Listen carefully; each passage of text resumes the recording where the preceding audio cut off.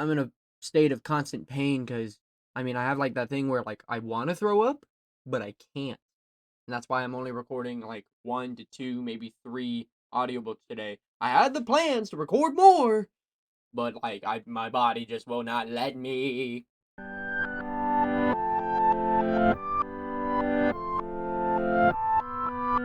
Hello everyone, my name's Stonsey Boy and welcome back to Reading with Stonsey. Today we are reading pages 21 to 40 of The Butterfly Garden. I think I've said this before already, but we're really not going to have any altercations till like episode 4, 5, 9, and 10, and 11? Or 10 and 11, if I'm not mistaken. And yeah, I am feeling a little sicky today, but that's okay. So, without further ado, let's begin. Naomi was the one who mentioned the apartment to see my second week at the restaurant. It was my third week in the city, and I was still living in the hostel, bringing all worldly possessions to work with me every day. We were in a tiny staff room, changing out of our uniforms. I kept mine in the restaurant just in case my stuff got stolen while I was sleeping, so at least I would still be able to work. Everyone else changed there because the uniform, a long dress and heels, just wasn't the sort of thing they pranced around on their way home. So, you're pretty trustworthy, right? She said with no preamble. I mean, you don't stiff the busboys or hostess. You don't steal anyone's stuff from the staff room. You never smell of drugs or anything. Does this have a point? I pulled out my bra and fastened the hooks behind me, rearranging my breast to fit.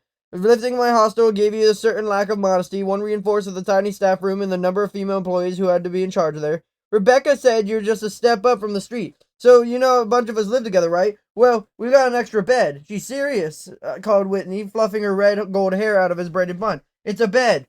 On a footlocker, giggled Hope. But we've been talking about it and wonder if you'd like to move in. Rent would be $300 a month, includes utilities. It hadn't been in the city that long, but I didn't even know it was possible. 300? The hell you get for 300? Rent is 2,000, Sophia corrected. Share of rent would be 300. That's an extra as what covers the utility. That sounded about right, except how many of you live there? You would make 8, which wouldn't make it different from living in a hostel, really. Can I stay with you tonight and see it and decide tomorrow? Sounds great. Hope handed me a denim skirt that took barely long enough for me to cover my underwear. That's not mine. I know, but I think you would look really cute on you. She has already one leg into my overledge corduroys, so rather than argue, I stimulated into the skirt and decided to be very careful in bending over. Hope was curvy as hell, running a little too plump, so I pulled the skirt low on my hips for a little extra length. The owner's eyes lit up when she saw me leaving with the girls. You live with them now? Yes? You be safe. The customers are gone, Gillian. He dropped the Italian accent and clapped me on the shoulder. The good girls. I'm glad you'll be with them. His opinion went a long way toward convincing me even before I saw the apartment. My first impression of Gillian had been a hard and fair. And he proved me right when he offered a trial week with a girl with a duffel bag and a suitcase beside her in an interview. He pretended to be native Italian because it had the customer somehow think the food was better. But he was a tall, heavy-set ginger with thinning hair and a mustache and eating his upper lip, and was now seeking to devour the rest of his face. He believed the person's work was better judged than their words. He appraised people accordingly. At the end of my first week, he simply handed me a schedule for for the next week with my name inked in. It was 3 in the morning when we left. I memorized the streets and the trains, wasn't nearly as nervous as I thought I'd been when we walked through a neighborhood. On feet aching from hours of high heels, we trudged up many flights of stairs on the top floor when the roof, weaving through the various patio furniture, covered grills, and what looked to be forest marijuana garden in one corner, down the flight of fire escape with a large bank of windows. Sophia worked the key at the lock as Hope giggled her way through the explanation of the drunk pervert in the hallway. We had a few of those at the hostel. It was a huge space, open and clean, with 4 beds lining each side wall and a group of couches clustered together in the square at the center. The kitchen had an island counter to separate it from the rest of the room, and the door left off the bedroom, which had a huge open shower with 10 different heads facing different directions. We don't ask about people who lived here before, Naomi had said delicately when she showed it to me. It's just a shower, though, not an orgy. Are you convinced maintenance of this? Oh no, we fuck with them all the time. It's half the fun.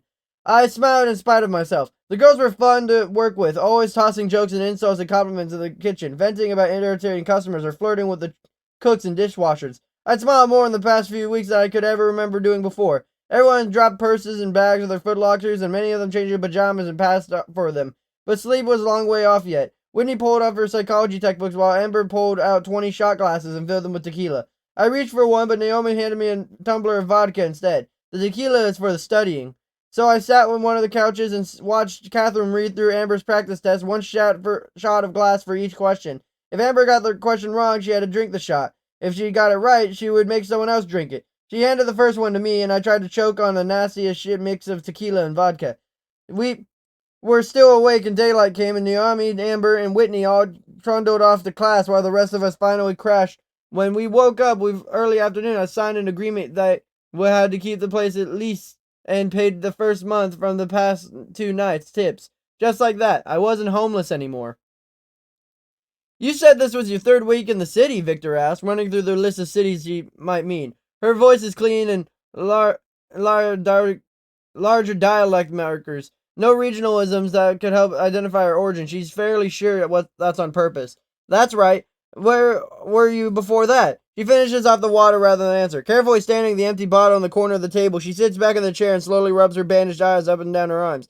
Victor stands and shrugs at the jacket.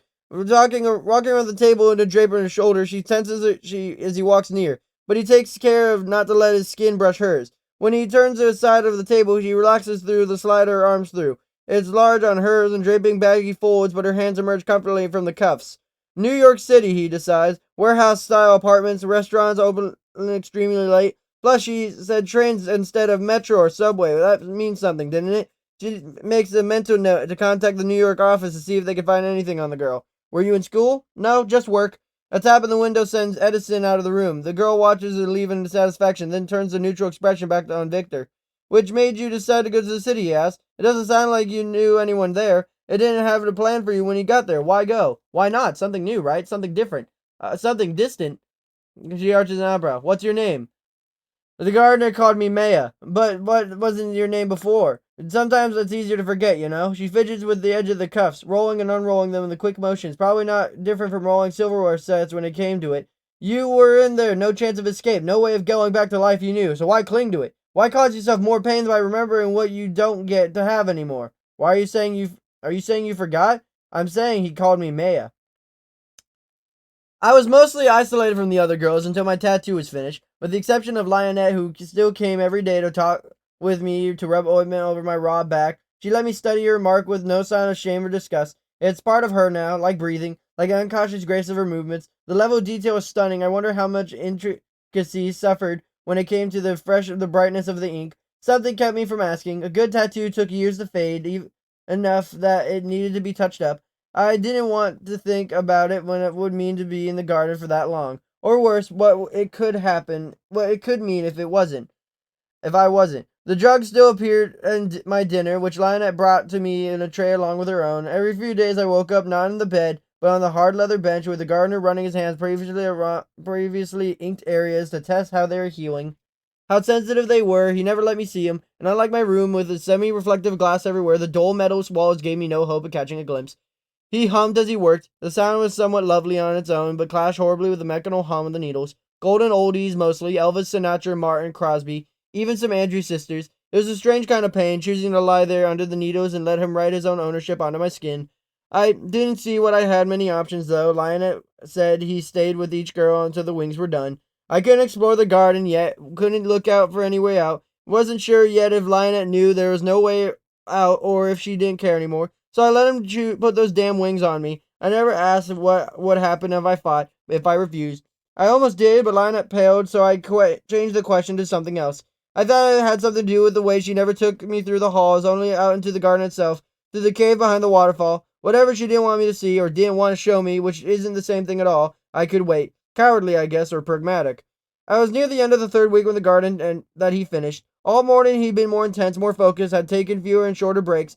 The first day he inked along my spine and worked in the outline of the wings and veins of the blocks of the larger patterns. After that he started the wing strips and worked his way back and toward my spine, rotating between the 4 quadrants of my back and keep one in my area from getting unworkably raw. It was nothing if not meticulous. When the hum stopped and the breaths were short and the fast wiped away the blood and excess ink, his hands trembled at their work. Before they were nothing but steady. Cold, slick ointment came next, rubbed carefully into every inch of my skin.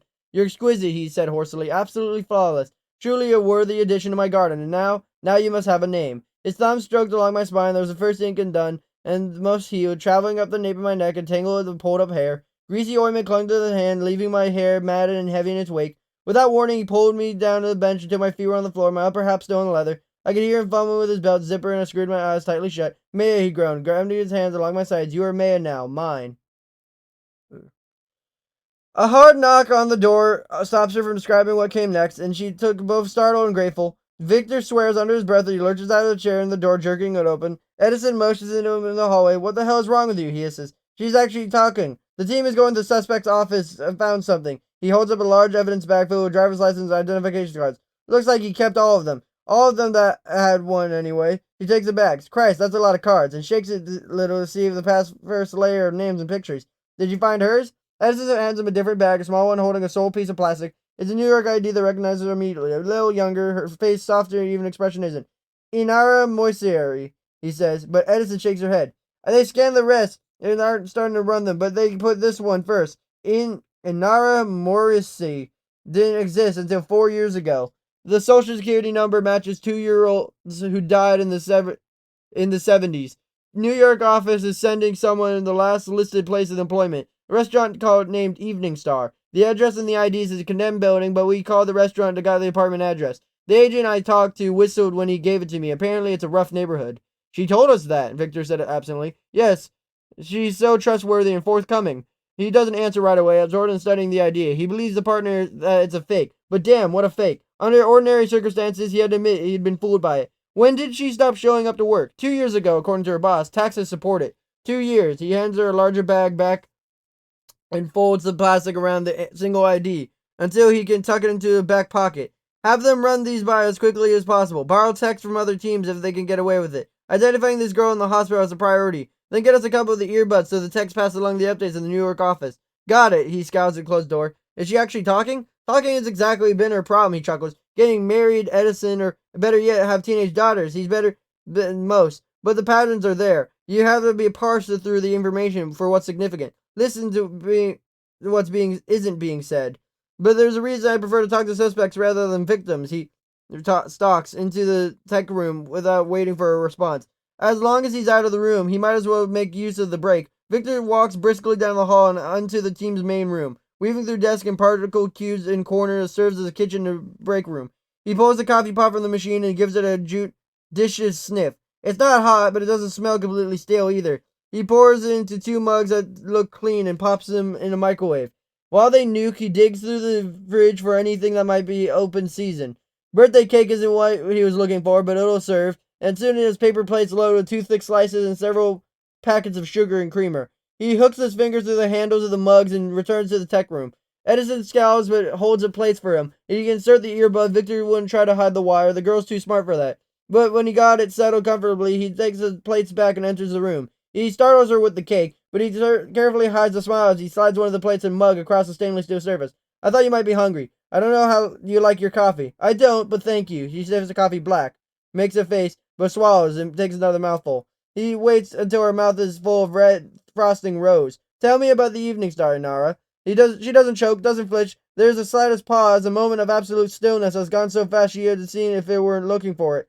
She swallows and licks the frosting on her lips, leaving streaks of brilliant red across them. It's a restaurant, but then you know that. He pulls the idea from his pocket and places it in the bag and table. He snaps the fingernail against the idea, intermittently obscuring her face. He kept them? He asks incredulously. That seems foolish. Sure. Your face folds into a thoughtful frown as her fingers flatten and hide the plastic card from view. All of them? As far as we could tell. She swirls the coffee in a mug, staring at the tiny maelstrom. But Inara isn't such a concentration as Maya, isn't it? He walks gently. Your name, your age. None of it is real. It's real enough, she corrects softly. Real for what it can be. Real enough to get the job and the place to live. But what came before? One of the nice things about New York was that no one ever asked questions. It's just one of those places people go to, you know? It's a dream. It's a goal. It's a place you can disappear amongst millions of other people doing the same thing. No one cares where you came from or why you left, because they're too focused on themselves and what they want and where they're going. New York has so much history, but everyone in it just wants to know about the future. When you're from New York City who can still go around somewhere else and they may never find you. I took the bus to New York with everything I owned in a duffel bag and a suitcase. I found a soup kitchen that didn't care if I slept in a clinic upstairs as long as I helped serve food. And one of the other volunteers told me about a guy who had just made him papers for his wife, who was illegal from Venezuela. I called the number he gave me, and the next day I was at the library, sitting under a statue of the lion and waiting for a complete stranger to approach me. He didn't inspire much confidence when he finally appeared, an hour and a half after we had agreed. He was average height and skinny, his clothes stiff and salt and other stains. I didn't want to identify. His lank hair was the process of matting into dreads, and he sniffled constantly, his eyes darting around each time before he lifted a sleeve to rub his cherry red nose. Maybe he was a genius at forgery, but it wasn't hard to guess where the money went. He didn't ask my name, or rather, he only asked the name I wanted, birthday, address, license, or ID. Did I want to be an organ donor? As we talked, we walked into the library and gave us an excuse to be quiet, and when we reached the banner with a swath of clean white, he stood me up against it and took my picture. I'd taken extra care before coming to the library to meet him. I brought some makeup, so I knew I'd pull off 19. It was about the eyes, really, and if you've seen enough, you just look older, no matter what the rest of your face looks like. He told me to meet him in a particular hot dog cart that evening, and he had what I needed. When we reconvened, he was late again. He held up an envelope, such a little thing, really, but it was good enough to change a life. He told me it would be a grand, but he'd knock it down to 500 if I slept with him. I paid him a grand. He walked away in one direction, I went in another, and I got back to the hostel where I planned to spend the night. A good ways from the soup kitchen and anyone who might remember the girl being told about the legal papers. I opened the envelope and got my first good look at Inara Morrissey. Why didn't you want to be found? He asked, using a pen to stir the creamer in his coffee. I wasn't worried about being found. To be found, someone has to be looking for you. Why wasn't anyone looking for you? I miss New York. No one asks these kind of questions there. Static crackles in his ears. One of the texts opens the line. New York says you got a GED 3 years ago, passed with flying colors, but never registered for the SAT, or he asked for the scores to be passed on to the college or employer. Did you drop out of high school? He asked, or did you get your GED so you'd have to produce a diploma? Now that you have a name, it's much easier to dig into my life, isn't it? She finishes off the cake and sets a plaster fork at the neat angle across the plate. The time's down. Paper crinkles as she tears open one of the sugar packets and empties it into a pile on the plate, licking only the fingertip not covered in gauze and tape. She presses it against the sugar and sticks it into her mouth. That only tells you about New York, though. I know I need you to tell me about what came before. I like being a Nara. But that isn't who you are, he says gently, and anger flashes through her eyes. Gone just as fast as her almost smiles to her surprise, but just the same. So a rose by any other name isn't still a rose? That's language, not identity. Who you are just isn't name, but it is history, and I need to know yours. Why? My history doesn't tell you about the gardener. It doesn't tell you what it's really about. The gardener and his garden, all the butterflies. And if he survives to come to trial, we need to provide the jury with credible witnesses. A young woman who doesn't tell the truth about her name doesn't cut it. It's just a name, not if it's yours. That's not quite smile, twists her lips briefly. Bliss said that. Bliss? Lionette stood outside the tattoo room as ever. Her eyes privately averted from me until I put some slinky black dress that had become my only piece of clothing. Close your eyes, she told me. Let's take this in stages. I kept my eyes closed for so long in that room that I thought of being violently blind again made my skin crawl. But Lionette had done me well so far. She had clearly done this before with other girls. I had made trust her in a bit further. Once I closed my eyes, she took my hand and led me down a hall the opposite direction than she usually went. It was a long hall, and we turned left at the end of it. I kept my tight hand around the glass walls, my arm flopping free whenever she passed one of the open doorways. When she directed me through one of the doorways and positioned me where she wanted me, gentle hands in my upper arms, I felt her step back. Open your eyes. She stood in front of me, off center of the room, nearly identical to mine. One had personal touches, origami picture creatures on the shelf of the bed, sheets and blankets and pillow, pumpkin-covered curtains hiding a toilet, sink, and shower from sight. The edge of the back of a book stuck out from under the largest pillows, and drawers lined the space under the bed. What name did he give you? Maya. I staved off the shudder that came when saying it aloud the first time, from the memory of him saying it over and over while he... Maya, she repeated, and gave me another sound to hold on to.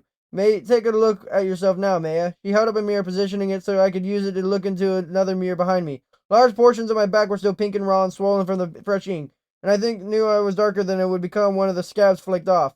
The fingerprints were visible and the sides were fabric gaped, but there was nothing to obscure the design. It was ugly and terrible and lovely. The upper wings were golden brown, tawny like Lionette's hair, and eyes flecked through the bits of black, white, and sheep bronze.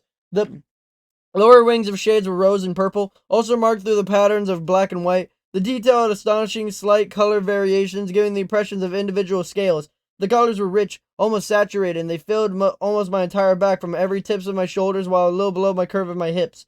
The wings were tall and narrow, the outer ledges barely curving onto my sides. The artistry couldn't be denied. Whatever else he was, the gardener was talented. I hated it, but it was lovely.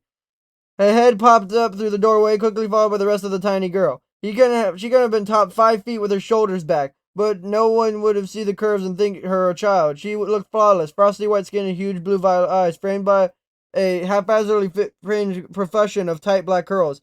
She was all striking contrast with the button nose and leaned toward her cute rather than beautiful, but still, like all the girls I'd glimpsed in the garden, she was nothing less than stunning.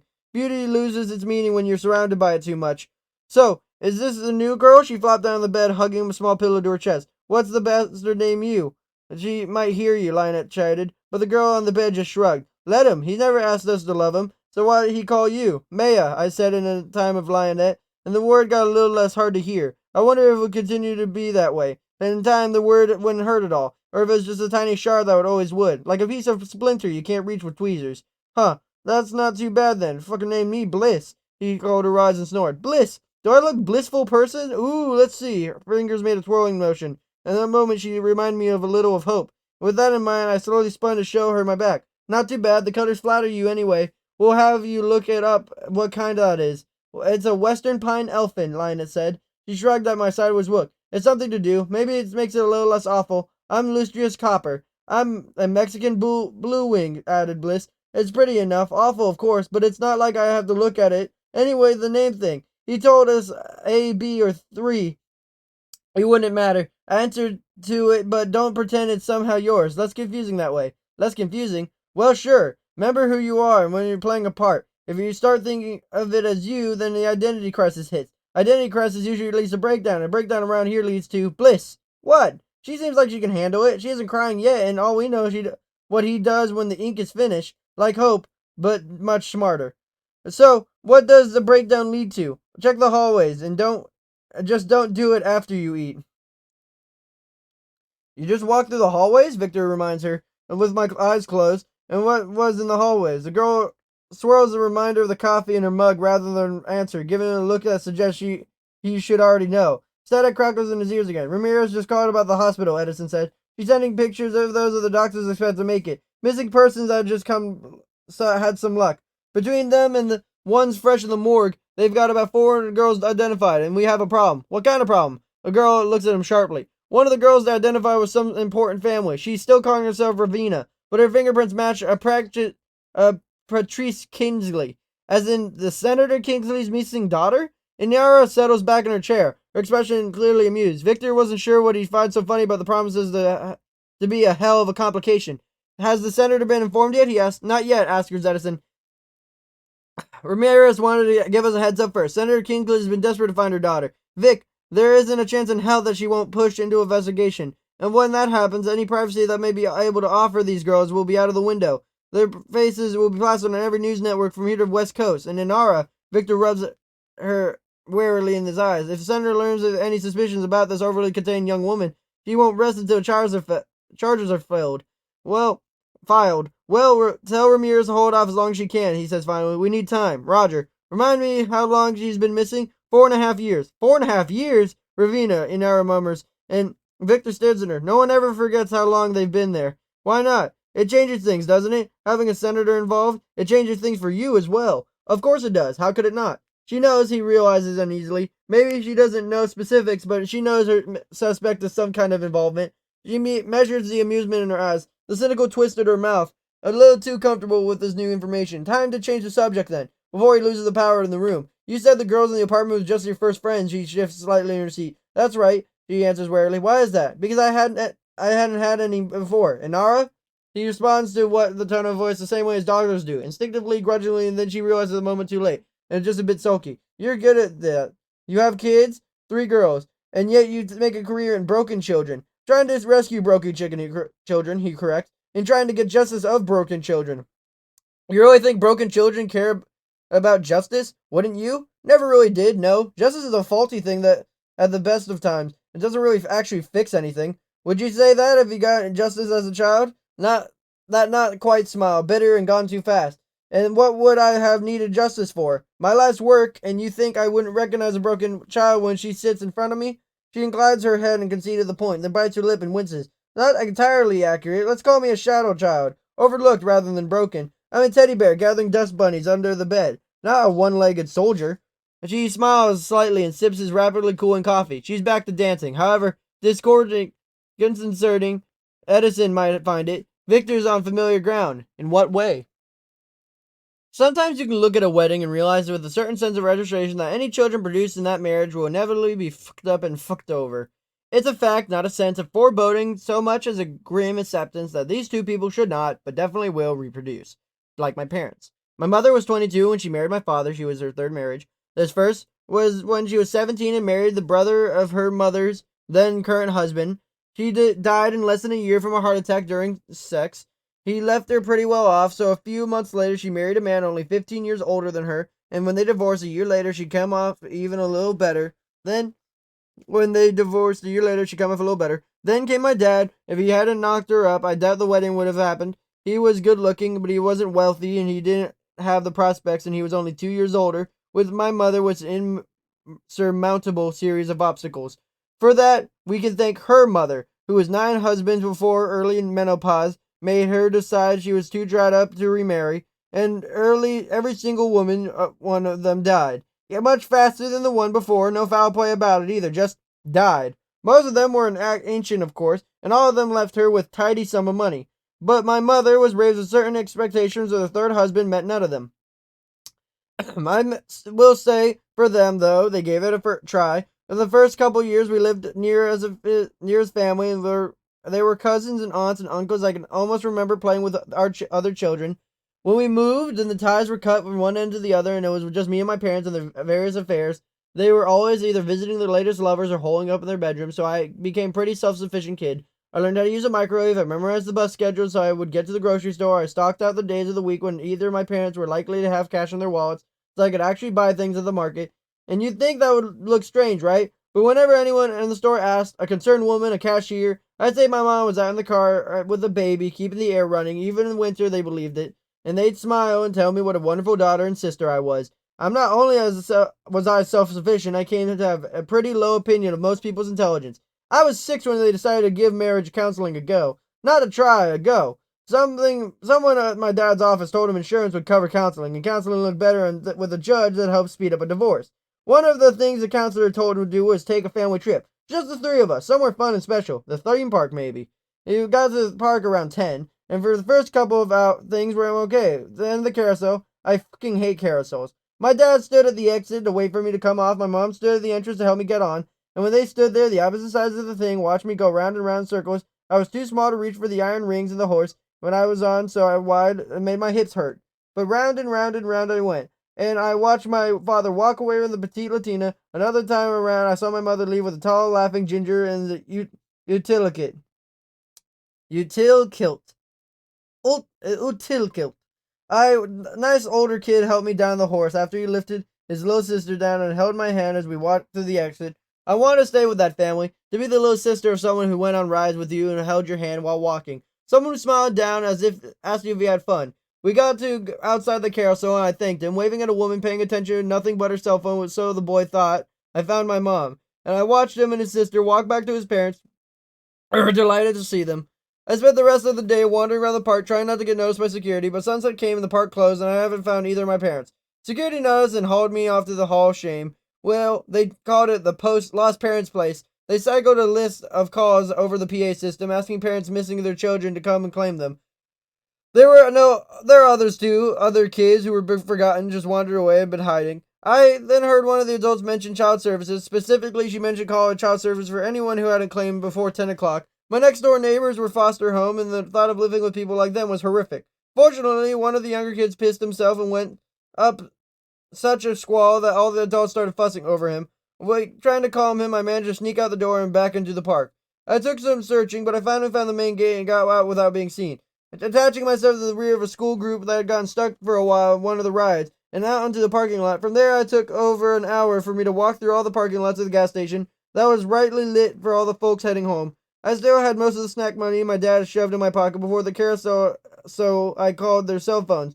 And then I called the house phone, and then because I couldn't think of anything else to do, I called my next door neighbor. It was almost 10 o'clock at night, but he hopped into the car and drove 2 hours to come pick me up, 2 hours to go home. And when there was no lights on in my house. I mean, it kind of makes sense because, nighttime and such things. You gotta save money where it counts. But, I would give that excuse to anyone else, but not her parents. Her parents suck. So, today we read pages 21 to 40. Next time we'll be reading pages, you guys are gonna be surprised by this, 41 to 60. I told you guys you'd be surprised because you guys were expecting something new or something crazy. Nope, 41 to 60. Because if we did anything different, I might go bonkers. Just kidding. Next time we're gonna do 61 to 83, so we're finally gonna have a change, just not a good one. And that's okay, because we're having more change. See, this book, I think, is a good eye-opener, where we have these days where we're angry or something, and I mean, maybe we're falling under the same situation as Anara, but you know what? Bad days, good days, days in between, doesn't matter, because you have things that others don't, and you should be thankful for them. I think that's a real thing for Thanksgiving, but I think that should just be natural. That's why I really don't like Thanksgiving much, is because you should always be thankful for what you have and what you will receive in the future, For example, you'll be receiving that, well, that doesn't really make sense grammatically, but you'll be receiving information because it's time for...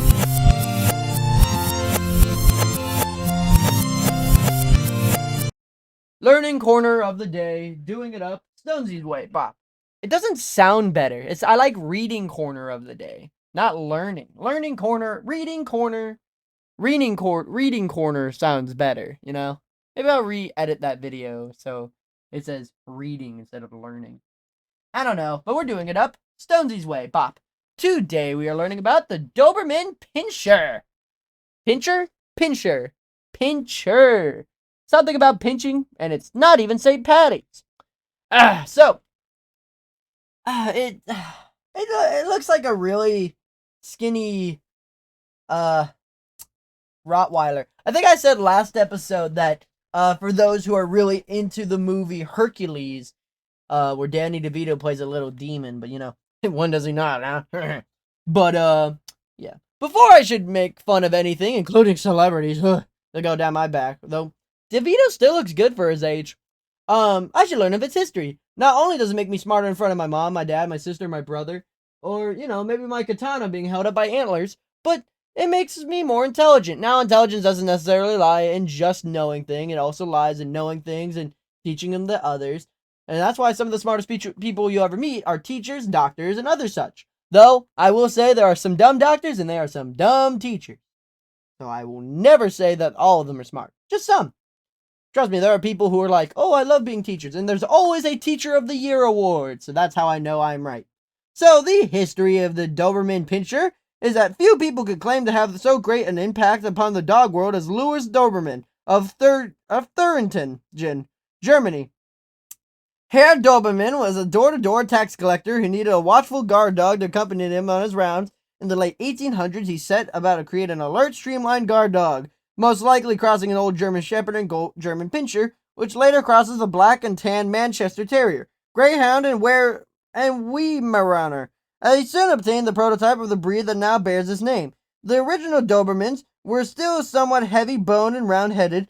Subsequent breeder selected for more than racy-looking dog. The breed evolved in a remarkable time. By 1899, the first breed club was formed. The breed continued to attract acclaim, and the first Doberman arrived in America in 1908. It soon found favor throughout Europe and the America as a police and guard dog, and later as a war dog. Its prowess in the areas soon brought more admirers, and the Doberman quickly became a valued family protector. Its chisel silhouette and fearless, alert demeanor had made the Doberman a top contender as a show dog, and its fame grew. Many families grew to appreciate the breed as a family pet, and the Doberman eventually rose to the second most popular breed in America in 1977. During this time period, a few challenges arose for the breed. The emergence of the albinistic white Doberman in an effort to decrease the chance of producing these dogs, the Doberman Pinscher Club of America convinced the AKC, the American Kennel Company, to tag the registration numbers of dogs with the likelihood of carrying the albino gene with the letter Z. With a chance of having albino kids, that's something new. Also, it has such a really rich history for all dog breeds because it technically made the first dog club. How cool! Now, let's say I want one of these histories in the making. What's its temperament? Are they good with kids, or are they just gonna sit down and read a book to them? Who would read a book to kids? That's so weird. Don't look at me. I'm sarcastic and hypocritical. So, the temperament of the Doberman Pinscher is that the Doberman Pinscher is an intelligent, capable guardian, ever on the alert and ready to protect his family or home. It's also a loyal and adventurous companion, and it likes to be mentally challenged, and is a gifted obedience pupil. It's sensitive and very responsive to its owner's wishes. Then some can be domineering. It's a general reserved with strangers, and it can be aggressive with strange dogs. Interesting. So it's reserved. So it is real big and reserved, and oh, I'm smarter than everyone else. Boo boo boo. I made history. You know who I am. I made history. I'm the Doberman Pinscher. Yep. That's this type of dog. Well, what's the upkeep? How do I keep this dog so sophisticated and better than everyone else? Well, the upkeep of the Doberman Pinscher is that it's an active breed that needs daily mental and physical exercise, lest it become frustrated or destructive. Its exercise requirements can be met with a long jog or walk on a leash, or a strenuous run in a safe area. The Doberman can live outside in the temperate climates, but it has much better companion and effective guardian if it shares its human home. Coat care is minimal, which is something we like here. I'll talk about that later. Now, if you're a child, please cover your ears. If you're a teenager or an adult who owns a Doberman Pinscher, understand the health concerns. Major concern. We're talking about the health concerns right now. So we're talking about the major concerns, minor concerns, what they're occasionally seen with, their suggested test, lifespan, and there's a note from the Encyclopedia of Dogs Breeds, 2nd edition, D. Caroline Coyle, PhD. Now, the major concerns are CVI, Wobbler syndrome, and cardiomyopathy. I still can't say that word after so many episodes of doing this. Minor concerns are VWD, demodyscosis, osteosarcoma, and gastric torsion, CHD. They're occasionally seen with albinism, hypothyroidism, PRA, and narcolepsy. The suggested tests are cardiac, Holter monitor, hip eye DNA, or VWD. Their lifespan is 10 to 12 years. And a note from the people who made this book is that blue Dobermans sometimes have hair loss, while white Dobermans may suffer from serious health problems. That's not good. Now, imagine you don't see this. Oh, I need a drink of water. Imagine you don't see this dog in front of you. What's it look like? What's its form and function? Well, the Doberman is compactly built, muscular, powerful, and a square proportion. It combines elegance and strength, speed and endurance. Its carriage is proud and alert. Its gait is free and vigorous. Its coat is short, smooth, and hard, showing off an exceptionally clean-cut lines of its athletic breed. You guys imagine that? I've read for like 30 minutes straight and I haven't had a sip of water. I have a water right there. I just haven't sipped it because it's too far out of reach. I have a whole book in my hand. Now, for the final section, I'll actually take a sip. Woo! Always drink water, especially when you have a strained throat, because that can come up to you later on in life, in the next day, in the next hour, and really hurt. Because having a dry throat is like one of the biggest ways of getting diseases in the world. Because that's that's like weak tissue, that's open. Always drink water. Don't do what I'm doing. Like I said, I'm a hypocrite. My best friend called me a hypocrite, and I stand by it. She's 100% correct. Now, for the tier list. 5 is the best, 4 is better, 3... actually, if you want... I'm sorry. I'm talking about my best friend. If you want to go subscribe to her, she has an actual channel. It's Lacey B, but right now it's Cloud.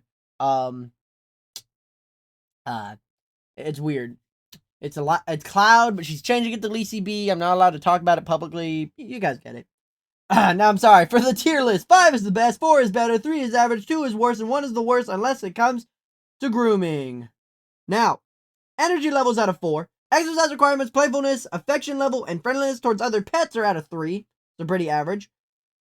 Friendliness towards dogs is out of 2, so not as average. Friendliness towards strangers is out of 1, so not very much of all. Oh my goodness, the 3 5s that I've been looking for. Ease of training, watchdog ability, and protection ability are all out of 5. This dog will protect you. Grooming requirements is out of 1, and cold and heat tolerance are both at 3. We haven't seen that for the working group in a minute. The healthy weight of both a male and female Doberman Pinscher should be 65 to 90 pounds, and the height of a male Doberman Pinscher should be 26 to 28 inches, and a female Doberman Pinscher should be 24 to 26 inches, because if it were feet, we'd be living in a world of giants. Well, it's funny I say giants, because, wow, this dog definitely takes the opposite approach to it, and this is the one you're going to be learning about in the next episode, and the one I'm going to have a lot of fun talking about, because This dog looks so silly. But we'll learn about its history next episode, I swear. You guys are just gonna have to tune in for that one. Woo! Yeah. Alright, so hope you guys do a fantastic, wonderful day. Be polite, be efficient, make sure to like, comment, and subscribe. And I'll see you guys next time.